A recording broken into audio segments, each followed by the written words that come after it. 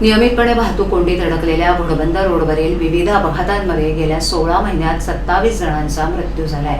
त्यामुळे या मृत्यूमार्गाला वीर शिमाजी अप्पा यांचं नाव देऊन त्यांचा अवमान का करता, असा संतप्त सवाल करत या रस्त्याचं नामांतर यमलोक मार्ग असं करावं असा उपरोधिक टोला राष्ट्रवादी काँग्रेस शरदचंद्र पवार पक्षाचे जिल्हाध्यक्ष मनोज प्रधान यांनी केलाय।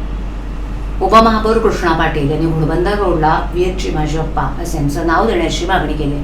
मृत्यूचा सापळा बनलेल्या या रस्त्याला नाव मराठा सैन्याच्या महान सेनापतीचं नाव देणं हा त्यांचा अवमान असल्याची टीका मनोज प्रधान यांनी केली आहे। प्रधान म्हणाले की वीर शिमाजी अप्पा हे मराठा साम्राज्याचे एक महान सेनापती आणि थोरले बाजीराव पेशवे यांचे धाकटे बंधू होते।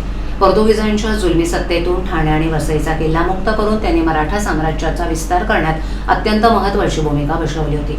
विशेष म्हणजे ठाण्यातील घोडबंदर गावाजवळ ककाबेदी तन्ना नावाचा किल्ला पोर्तुगीजांनी बांधला होता। या ठिकाणी पोर्तुगीज अरब लोकांसोबत घोड्यांचा व्यापार करत असत, त्यामुळे या जागेला घोडबंदर हे नाव पडलं। शिवाजी अप्पांच्या नेतृत्वाखालील मराठा सैन्यानं या किल्ल्याला वेढा घालून 1737 मध्ये पोर्तुगीजांकडून हा प्रदेश ताब्यात घेतला। एकूणच पाहता या परिसराला वीर शिमाजी अप्पा यांच्या शौर्याचा इतिहास आहे। पोर्तुगीजांच्या जुलमातून मराठी माणसाची मुक्तता करण्यासाठी शिमाजी अप्पा यांनी लढा दिला होता।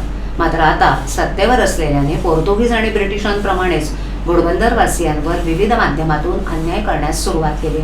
नवीन ठाणे म्हणून उदयास येत असलेल्या घोडबंदर रोडवरील मेट्रोचं काम, सर्व्हिस रोडवर उभारलेले मेट्रोचे पिलर्स आणि स्टेशन्स, बोगदा, खोदलेले रस्ते आणि अवजड वाहनांची वर्दळ, अरुंद रस्ते, रस्त्यावरील खड्डे आणि सतत होणाऱ्या अपघातांमुळे रोजच वाहतूक कोंडी होते।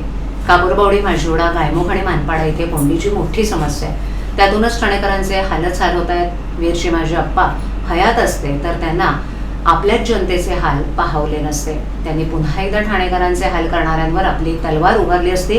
त्यामुळे अशा रस्त्याला शिमाजी अप्पांचं नाव देऊन त्यांचा अवमान करण्याचा काय अधिकार आहे, असा संतप्त सवाल मनोज प्रधान यांनी केला।